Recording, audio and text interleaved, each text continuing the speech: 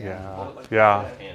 It's worse than a two-stroke for sure. Yeah. Well, I remember even like, when the guys started with the Hagest, they were going out swamping, and then they come back and we have to pull the motor out, to get everything out, all the water. And flush it several times. times. Yeah, no, we miss those days.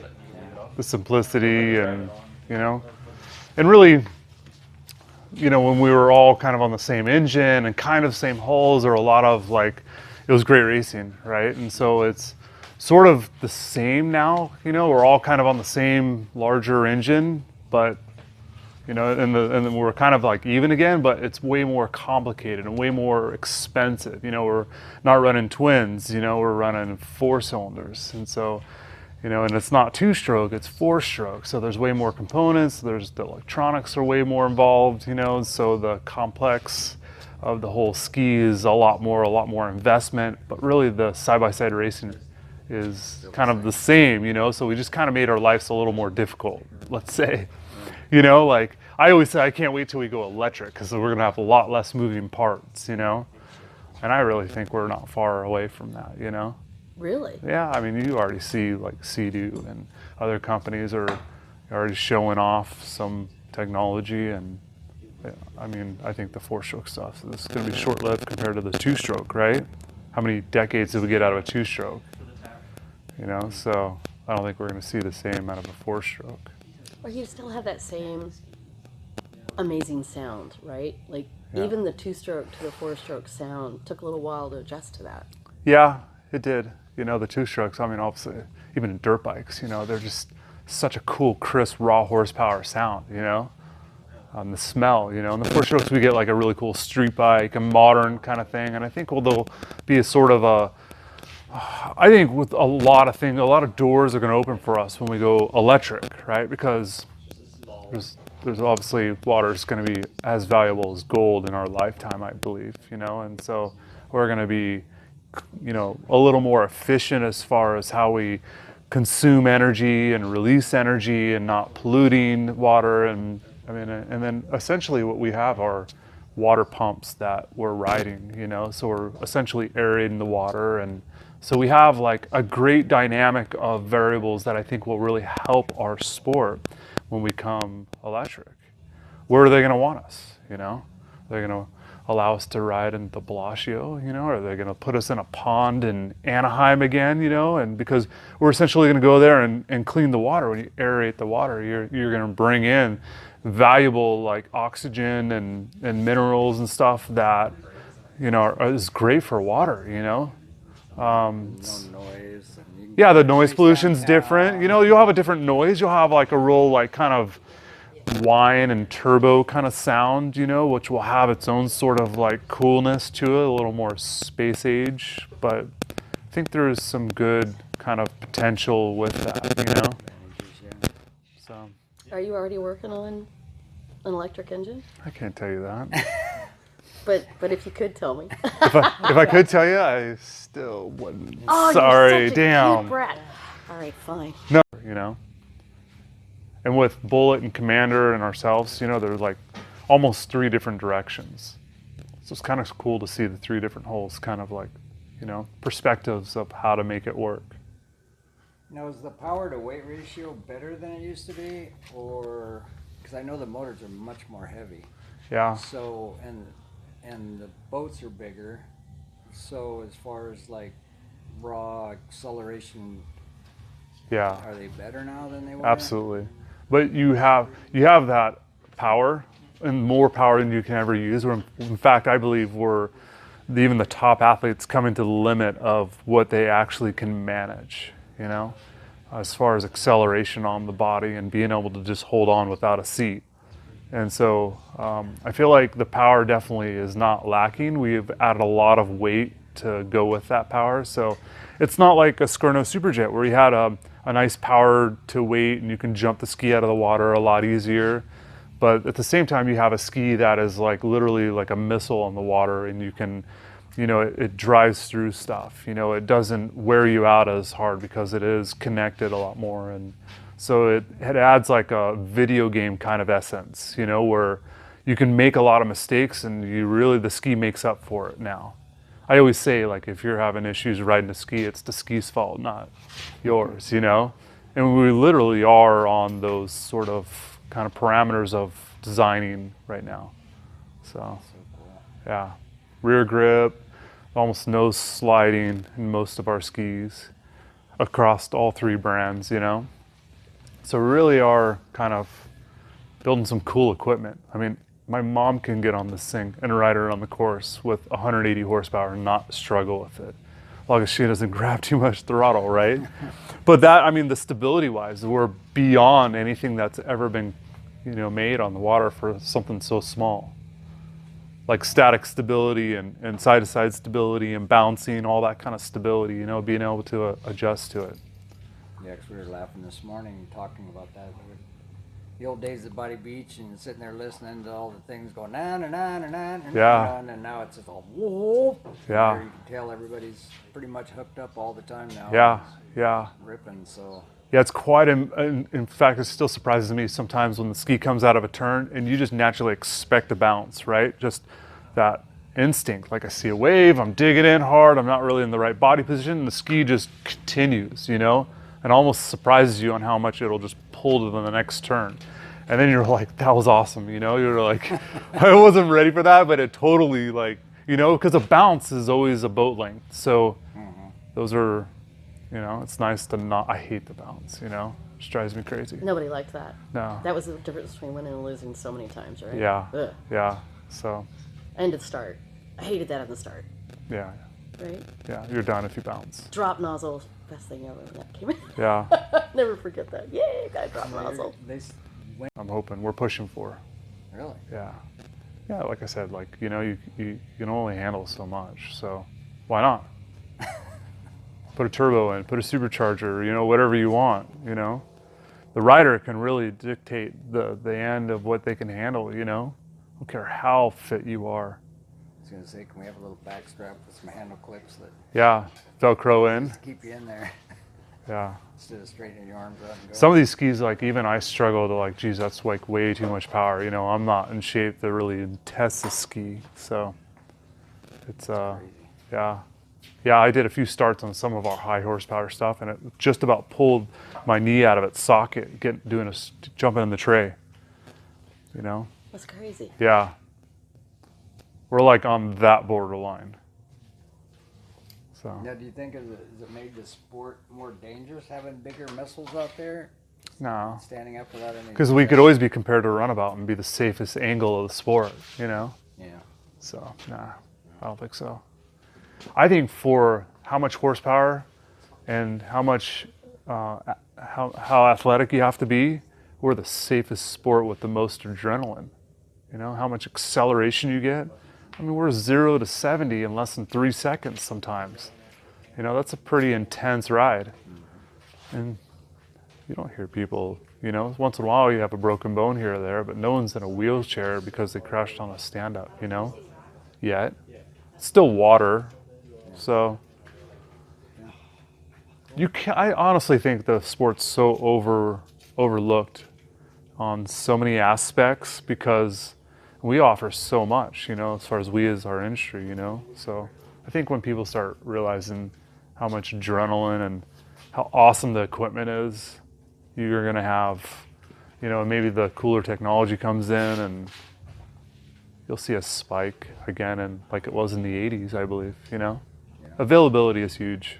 So that's. Yeah, I would say like, versus like motocross where you have the accessibility for anybody to grab something from a demo shop and take it to a local track and go ride it and say, man, this is really cool.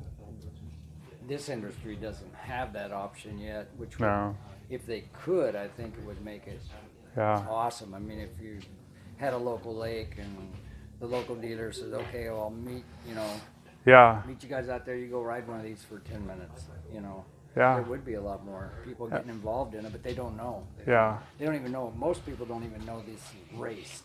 Yeah. You know. And right back to my point earlier, I mean, there's you know, there's a lot of dealerships that have water and a little pond in the back, you know, and you just can't do anything with it because either your city or whoever doesn't want the sound or the pollution, you know. So I think maybe, you know, we hope. Electric's got a long way to come before that happens. Story. Yeah, let's talk about these 3 aftermarket hulls and these 3 aftermarket boats that have been changing the industry.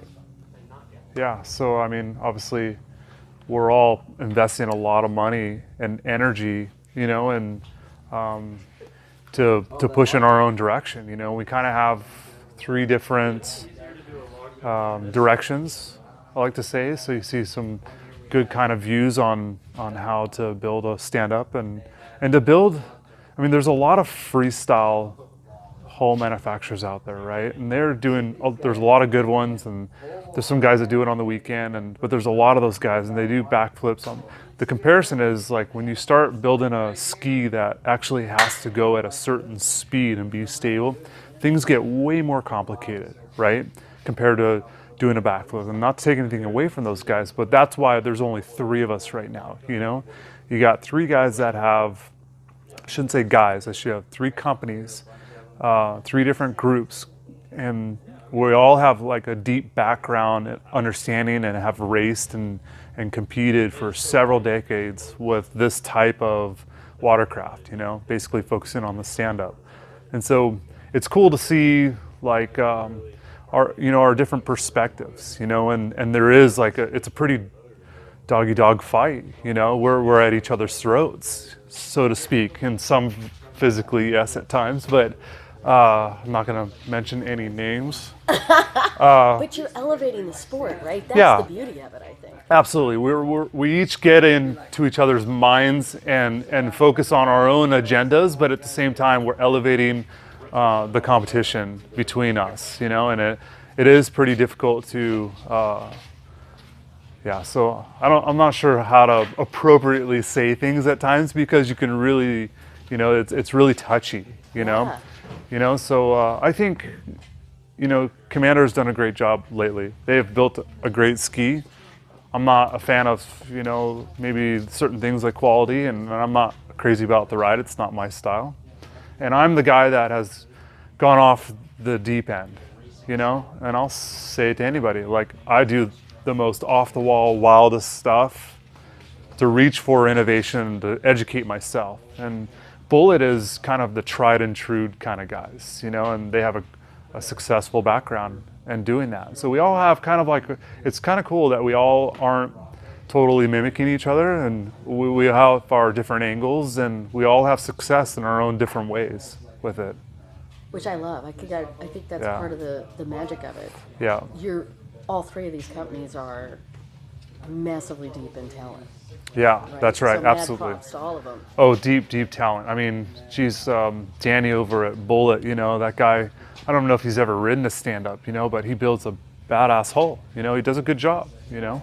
And Steve Webster and Motts, you know, they have years and years, decades, I should say, of experience. And I have some as well, I'm sure they would say. So, yeah, it's kind of cool. And we're not done, you know. We're all like, I think you're kind of in the beginning of seeing maybe a few more, you know, could be a good strong decade of battling each other, you know. So it's politically correct is not my forte. So let's talk about you. I want to talk about what's happened with this hull this year. Uh-huh. You've had lots of things coming in from the industry, new things coming in from the industry that you had to adapt to. Yeah. I want to talk about your adaptations for 2019 and 2020. Okay. Tell me what's new. Well, for sure, I'm still trying to understand my own design and build on what I feel is the best direction. And so there's been a learning curve with that. And so we've had some issues and we've corrected them. We've had more issues and we've corrected them. But I'm not trying to do the same. You know, I'm not just doing the cookie cutter, what people expect. I'm really pushing the boundaries and looking to fail so I learn and know how to push forward in the direction I believe in. And it's pushed back our ultimate goals a little bit, But I think for me, the education of knowing what I can do and what, understanding the water that's going on has been huge. And so there is no hole that is ever like ours, There's never been, and no one's ever kind of stepped out of the box like we have. And so it comes with a price, but in the end, you ride something and it's absolutely amazing what it does for you. Almost the immediate like feel of emotion, I guess. And it's what I really go for, is the feel that it gives you when you step off, Step off and stop and think about what you just experienced. And that is the kind of product I like to build. Describe that experience when it's just right for you. Well, it's almost like when you're first riding a stand-up and you do that perfect turn, you're like, oh my gosh, what was that? Or how did I do that? And you go to try to do it again and you just wad it up, right? You either tuck in or fall in the water, but that moment of like how it turned just so perfect, and you got that adrenaline rush. And you can't describe it, you couldn't repeat it. And and once in a while when you do get it again, it's such an amazing feel. And I think that's a lot of what hooks us into the sport. And we love the ride and race, and that is the feeling I've always chased from my younger days, trying to understand it and evolve it, and it's what's brought me here. One of the things that you've always been known for is you bring a specific magic and unique style to your riding when you raced. Did you do the same when you were designing the boat?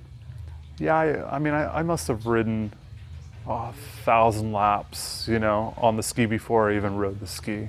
So I knew visually in my mind like what I wanted it, how I wanted it to go and feel, and so I kind of, once I found it, like I'm like, okay, I'm really close, and then of course I wanted more. But yeah, I definitely adapted, and I had a very aggressive riding style, and a very, the faster I can get to the checkered flag, the better kind of, running with my feet on fire, let's say, kind of thing, like always an urgent to get to the next buoy, and that's what I wanted out of the ski. I wanted a fast in, fast out, fastest to the next turn kind of feel, and I definitely accomplished that. You can't say that this ski is not quick in and out of the turns. Everyone that's ridden it and owned one says the same thing. It's just like magic how it corners, so. So the 3.0 is what I'm watching at the Worlds this year, right? No, it's still the 2.0. Oh, you're still in the 2.0. Yeah, it's still the 2.0. We've just evolved the 2.0 a little bit, but it is the same design that we released in February. Okay. So we just worked on weight balance, construction, and then they changed the rules kind of in the middle of the year, kind of the beginning of the year, to make the ski longer. So we added another feature in the front, and just wanted to bring a little more Formula One into our concept, make it look like something that should be on the Formula One circuit. So. Did you add some weight to the boat as well? Keep that boat? I know that we had some conversation about that. Yeah, no, I had, in the beginning of the year, I had some bad material, and it kind of bit us, and it just changed the material, and the weight is the same or less. Oh, good. Yeah, so, our skis are wet. They're under 500, maybe 425, 430, in some applications, so. You still want that. You Power to still want weight. That boat to be able to work when you need it. Okay, I yeah. got it. Everyone wants to weigh down the skis to make them work on the chop, and I want to lighten them, and I can make them connect more. So just understanding that is huge. Power to weight is everything for us. You are brilliant. It's so much fun to catch up with you. Thank you. Yeah, thanks.